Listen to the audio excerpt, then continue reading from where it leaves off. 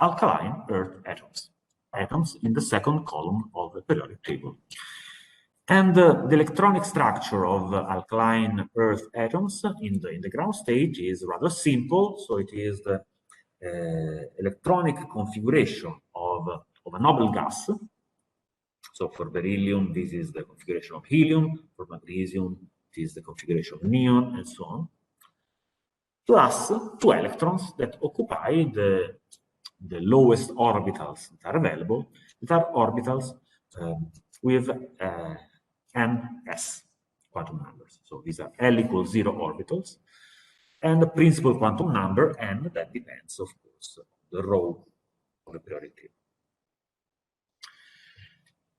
And I will speak of 2 electron atoms because these atoms have an electronic spectrum that is similar to that of atoms in this column, and also ytterbium that is in the lower part of the periodic table. So these are not alkaline earth atoms, but the electronic structure is similar because, for example, look at this configuration that applies to zinc and cadmium. Here, you have the electronic configuration of a noble gas. So in the case of zinc, this is the configuration of argon. But then you have a full, completely filled D shell. So the D shell is, of course, the shell that is filled, progressively filled when you scan the central part of the transition metals in the periodic table. So for zinc, this D shell is completely filled. So similarly to what happens for noble gas, this is a configuration that in which the electrons are packed inside inner shells. And what is important is just the 2 external electrons. And so this makes these atoms very similar to alkaline earth atoms. And the same happens in the case of mercury, here, and in the case of ytterbium, in which additionally you also have not only a D shell that is completely filled, but also an F shell that is completely filled. So these are all internal electrons that are not important for the transitions in the visible part of the spectrum. And so what matters is only the 2 electrons in the external shell, NS. Okay. So what I will tell you applies to all these atoms in the blue box. And let's see what changes with respect to alkali atoms. And the ground state of these atoms is, of course, a state in which both the external electrons, 1 and 2, occupy the lowest level, that is Ns. So what is the first excited level for these atoms? Is a state in which one of the 2 electrons is excited to a more energetic orbital. And so the first excited state is Ns and P. So you only change the state of one of the 2 electrons, and we have seen with alkali atoms that P states are more energetic than S states, and so you have this upper state. However, there is something more here, because you know that from the spectrum of helium, that when you have 2 electrons, you have 2 possible states which have different energies according to the total spin of the 2 electrons. And so you have singlet states and triplet states. On the left, I'm plotting the energy levels with S equals 0, where S is the total spin of a 2 electron system, so is S1 plus S2. So you have 2 spin 1/2, they can combine, giving a total spin equals 0. And so these states with s equals 0 are called also singlet states. And then you have also triplet states with s equal 1.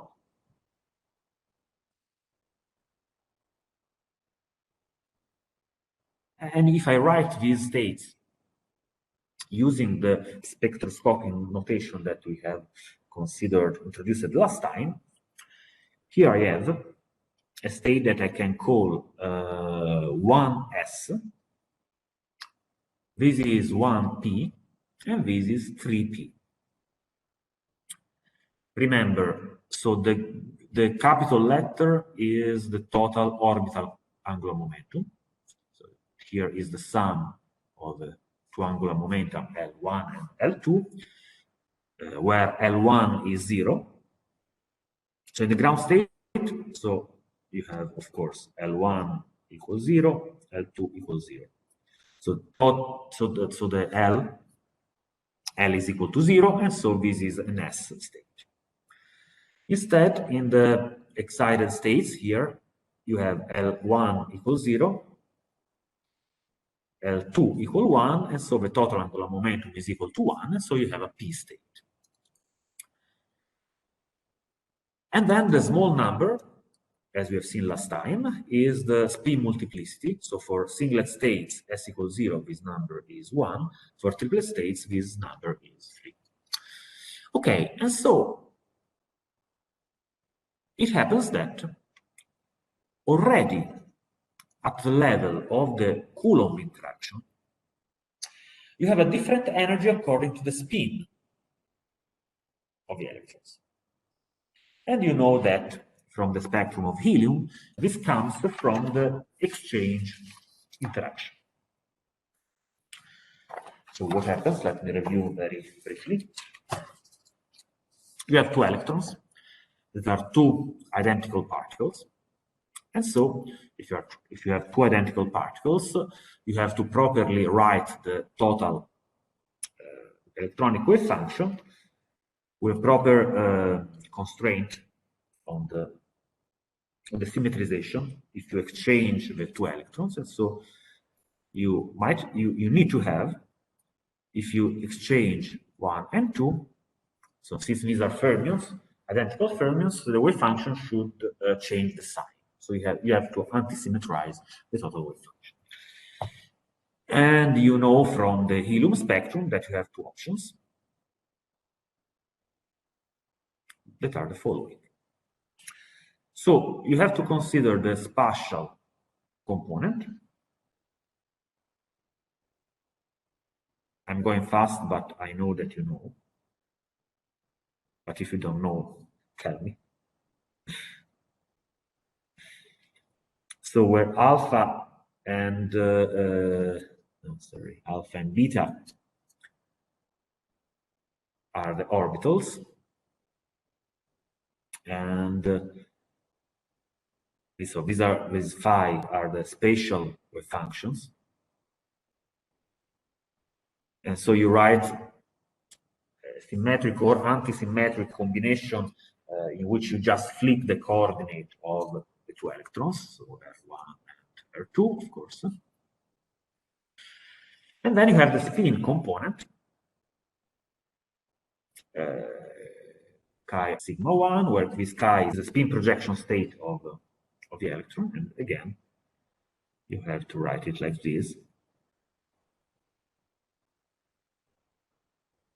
And of course, if you take the symmetric spatial wave function, you have to take the anti-symmetric spin wave function, and vice versa, to have the constraint on the anti-symmetrization of a total wave function. And so what happens? When you pick the minus sign here, so s equals 0, and you have the plus in the orbital wave function. So this means that if you are considering basically two electrons in the same position, so when R1 is equal to R2 equal to R, So this quantity is different from 0. You have a plus, and so this is different from 0. So you have a probability of the electron, of the two electrons, to be in the same position of space. Instead, if you take the plus here, so the triplet states, you have to take the minus in the orbital wave function that has to be antisymmetric, and so the phi, when the coordinate of the two electrons are the same, is equal to 0. So the two electrons cannot be in the same position of space. So this is an exchange interaction. In which sense? So the fact that two electrons can be or cannot be at the same position changes the energies. And so if the two electrons can be in the same position, here, so you have the Coulomb repulsion between the electrons. So the energy goes up.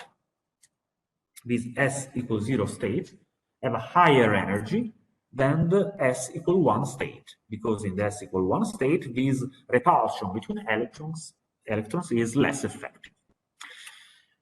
So we call this an exchange interaction, for which the energies are different according to the spin, but the spin enters only because of the symmetrization of the total wave function. And this is important for a reason that I will tell you. Okay, so this is already something that is new with respect to alkali atoms, in which you just have one possible value of S. Then you also have fine structure, but you have to be a bit more careful. So let me tell you again what is the fine structure Hamiltonian.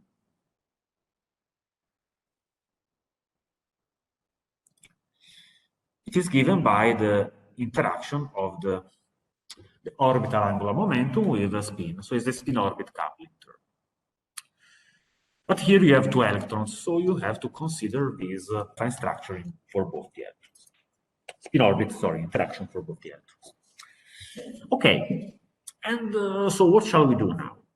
Again, let's consider this scale of energies. So I will reuse this plot. I will now copy it below.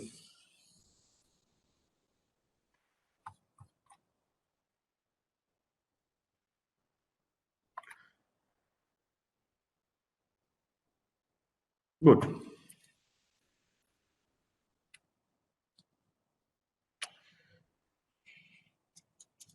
So how large is this difference of Coulomb energy, but consider the exchange contribution, so the difference between spin equals 0 and spin equals 1.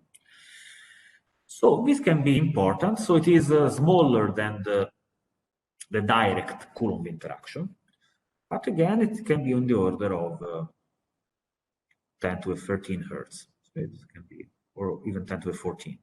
So it is here. When the spin-orbit interaction is small, we do first-order perturbation theory again. And so we consider the expectation value of a spin-orbit Hamiltonian. And if you do it, again, let me just keep the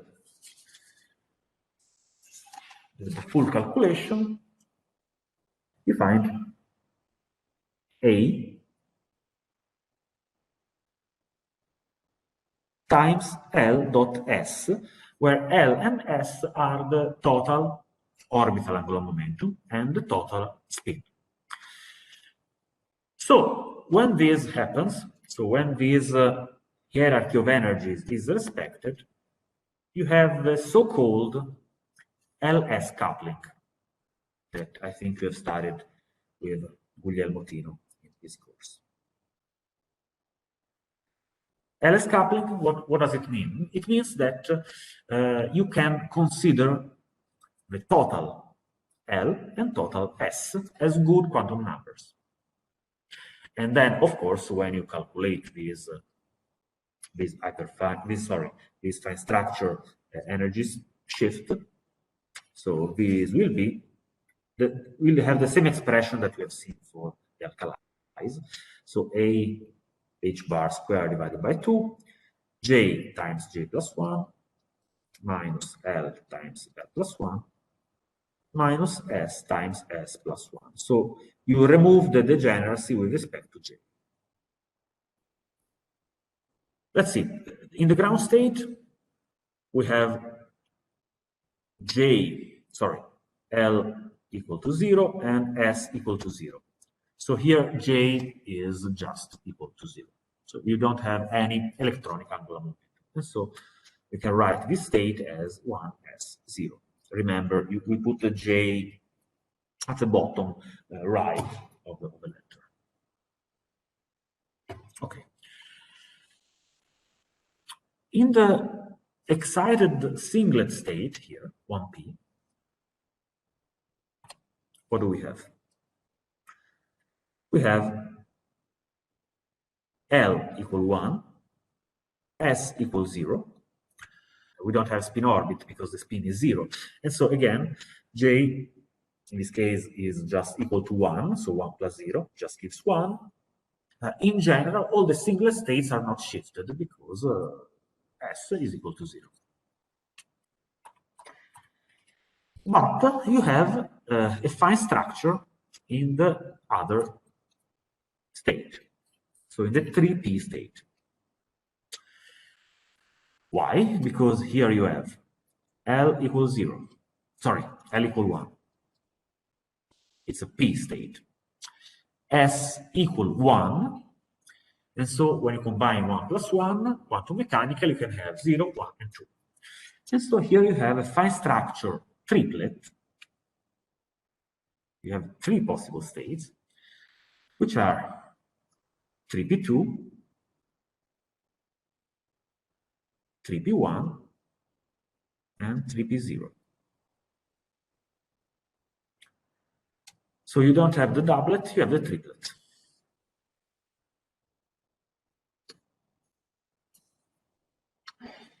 Okay.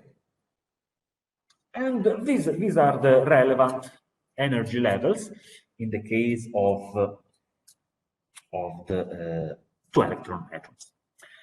And let me now give you some numbers and look at some interesting features of these atoms.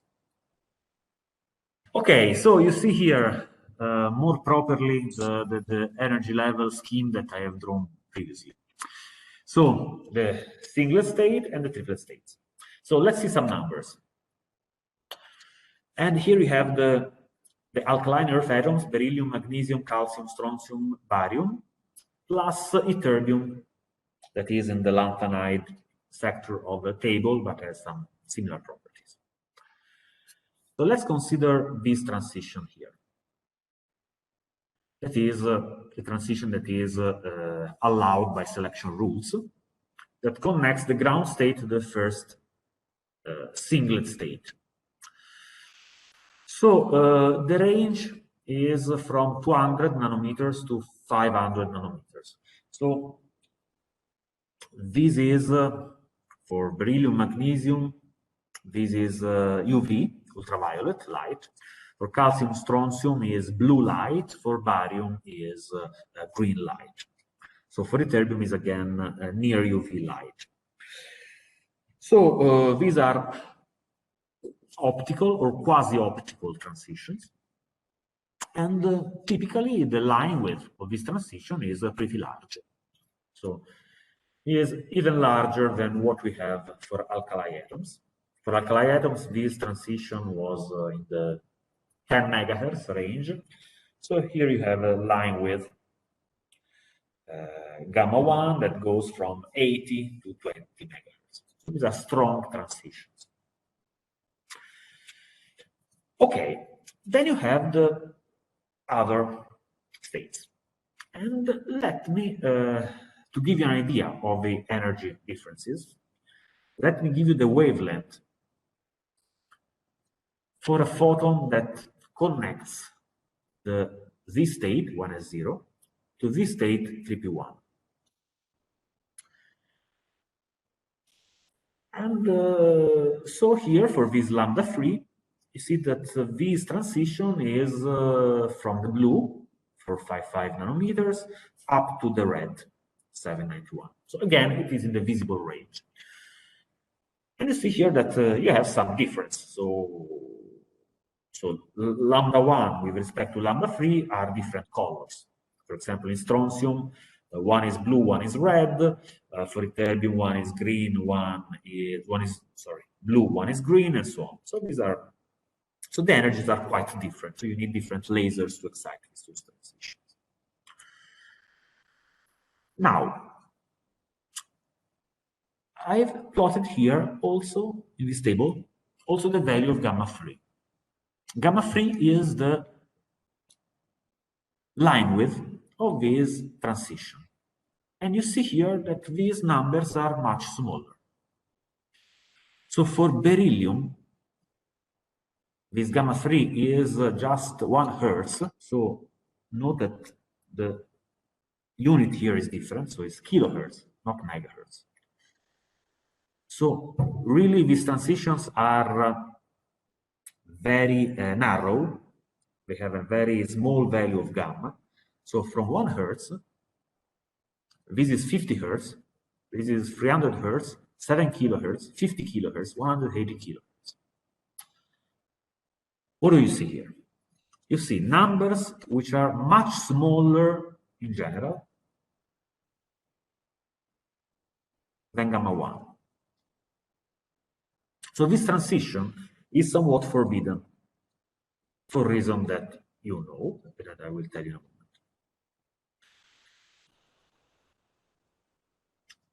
And also you have a much larger range of values. So while here gamma 1 changes by just a factor 2 or factor 3, here it changes by 5 orders of magnitude,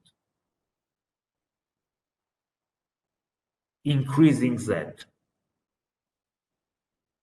So gamma 1 is approximately constant. Gamma 3 changes by 5 orders of magnitude.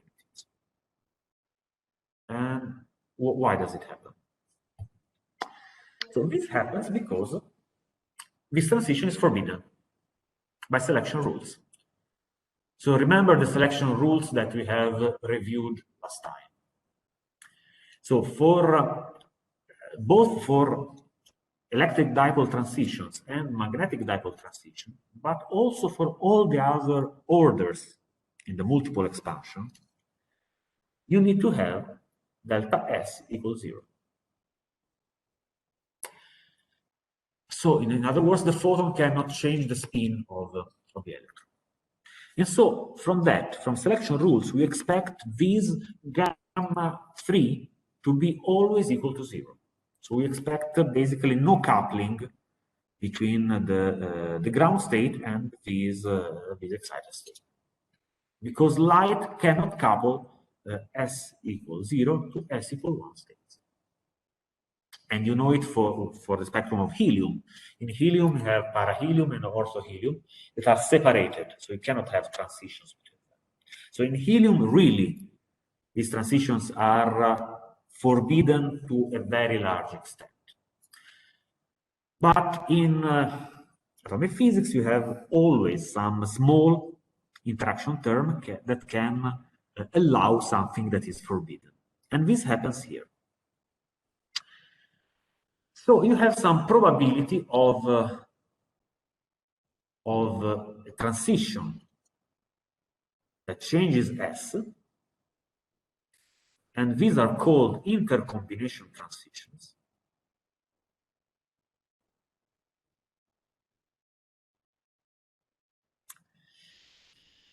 And this probability increases, as you can see here, the heavier is the atom. So for larger values of Z, so this increases. I will tell you why in a second. Let me first, and let's put this on aside, and let me tell you another thing. So, okay, so I think that we can conclude in 10 minutes, and then I will end the discussion next time. There is another interesting fact here. Let me now switch back to the whiteboard. When you have the fine structure, you have learned from the previous courses of the interval rule. Remember that? The interval rule tells you that, let me write because this is more convenient, delta E shift in energy because of fine structure for a value of total angular momentum J. So it's easy to show that delta E Fs J minus delta E Fs J minus 1 is equal to A h bar square J.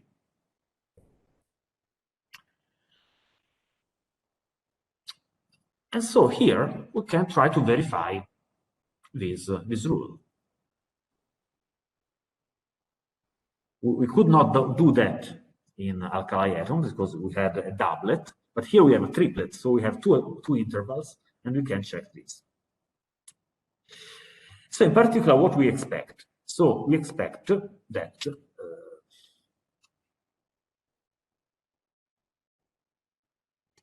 okay, this separation here, delta E to 1, so we expect that to be A 2A h bar square. We expect this to be delta E 1, 0, A h bar square. So because this difference is a difference between two neighbor values of J. So in the first case, in the upper case, I consider J equal 2. So I have 2h bar square A. And in the second case, I consider 1, and so I have just A h bar square. So we have a factor O. We have a factor 2 in these splittings.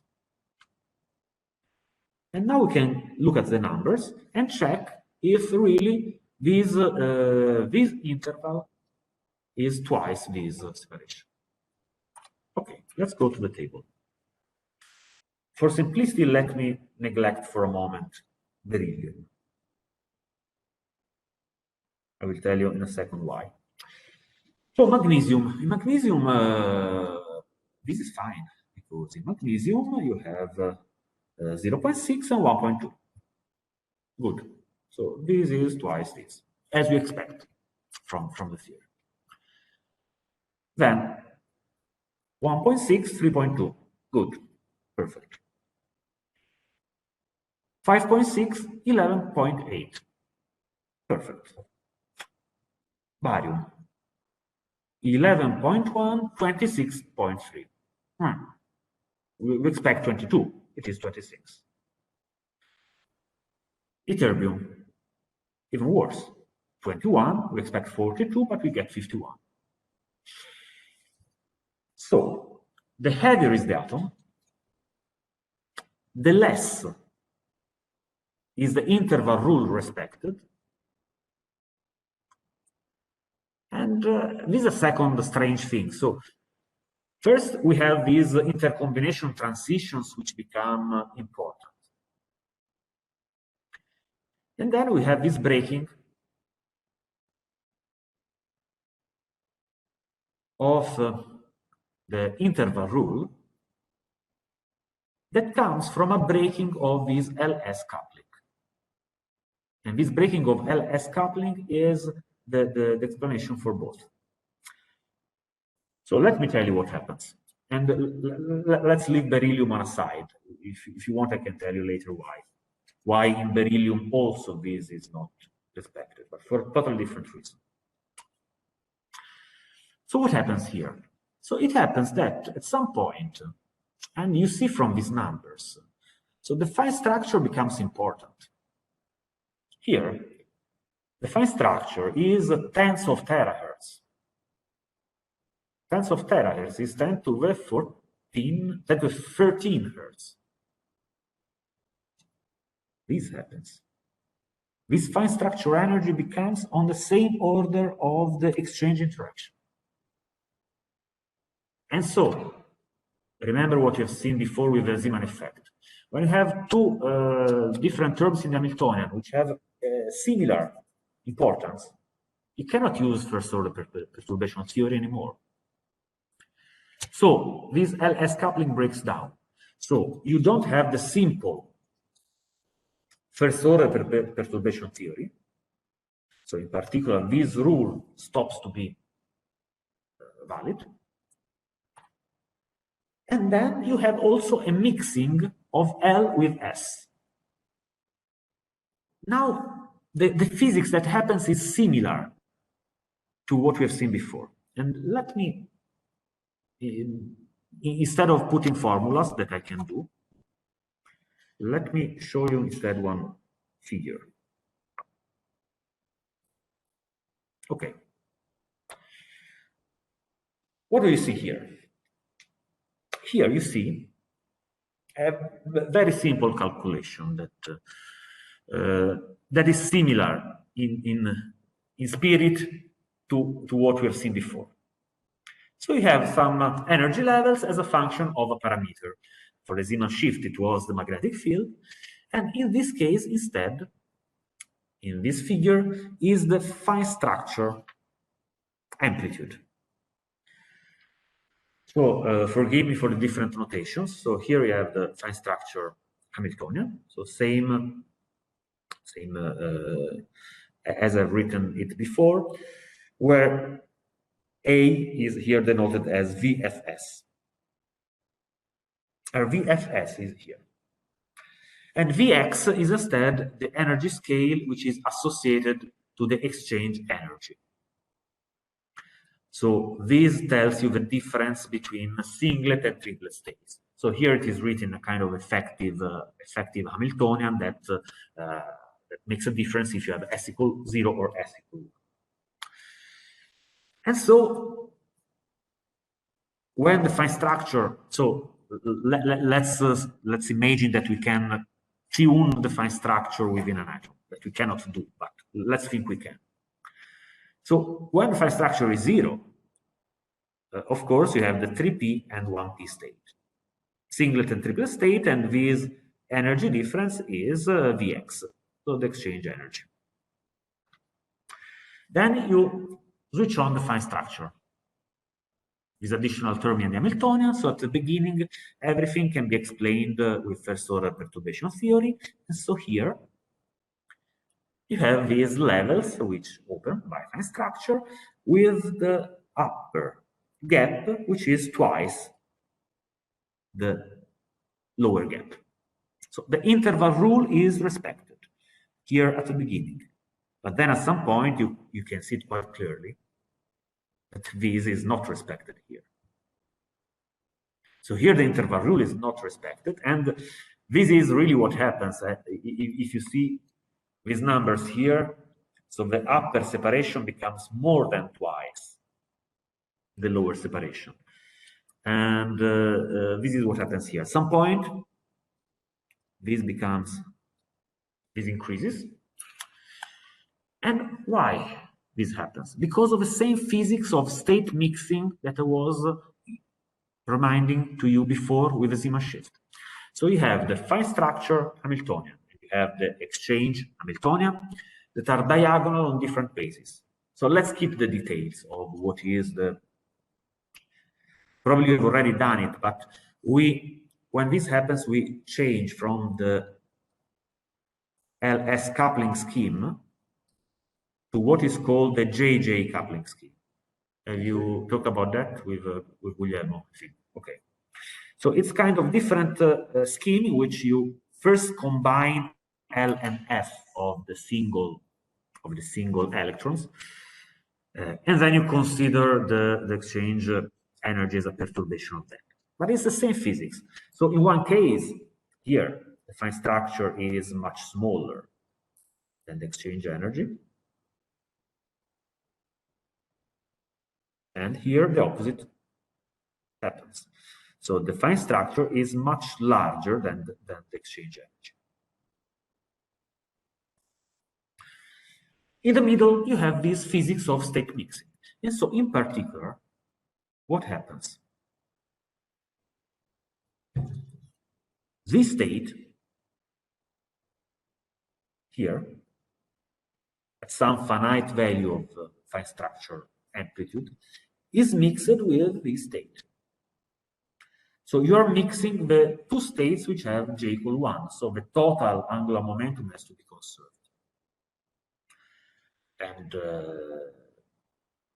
so while 3p2 grows linearly, 3p0 decreases linearly, 1p1 and 3p1 have these energies which bend. And if this happens, this tells you that you have a state mixing. So this state here is not a true 3p1 state. So it's a state which has some mixing of the other. So we can write it in this way as, let me call it 3p1 between quotes. We can write this as 1 minus epsilon square root of a true 3p1 state plus some small if of course we are close to the LS coupling regime, some admixture of the 1p1 state. Have some mixing, state mixing. And so for these atoms, so we are always close to the LS coupling. So we will label the states still with this notation. So we will not use the JJ coupling notation that instead arises at much in a more extreme regime. So we can still write these states as 3p0 and 3p1 and 3p2. But you have to keep in mind that these quantum numbers are not perfectly defined. So in particular, you have a mixing of this state, 1p1, into this state here.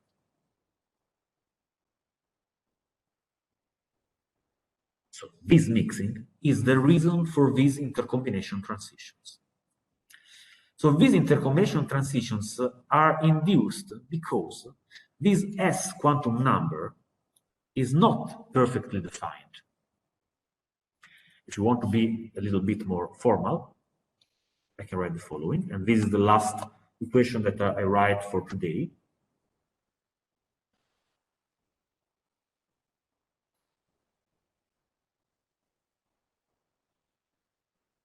So intercombination transitions come from a breakdown of LS coupling.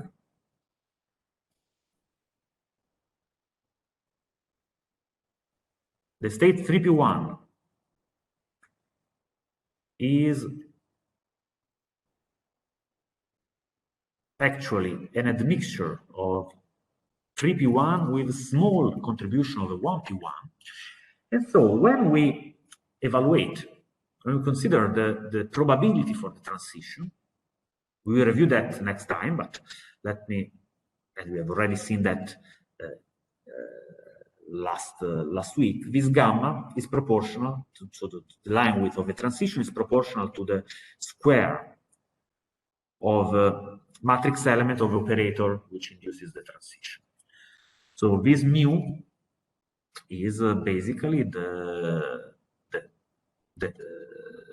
matrix element between state 3p1 of some operator that that is, for example, the electric dipole operator at the lowest order in the light matter interaction expansion. It is this. And if we plug here this mixing, so we will get square root of 1 minus epsilon 3p1 operator O, that is the electric dipole operator 1p1, plus square root of epsilon 1p1 operator O. Sorry. Forgive me. So here I want to I was fast.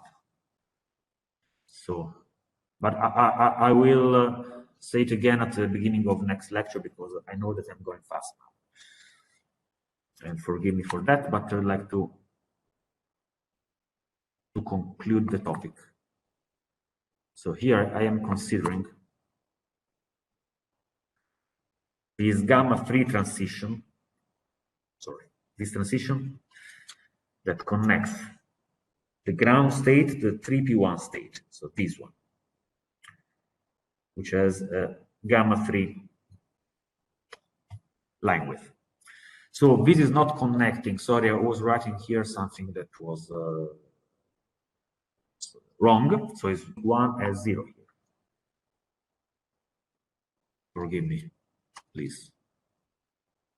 1 as 0. So here is 1 as 0. And here is 1 as 0. Okay. Now, this is equal to 0 because of selection rules. So the electric dipole operator cannot couple an S equals 0 to an S equals 1 state. But this is different from 0. So this will be epsilon times the matrix element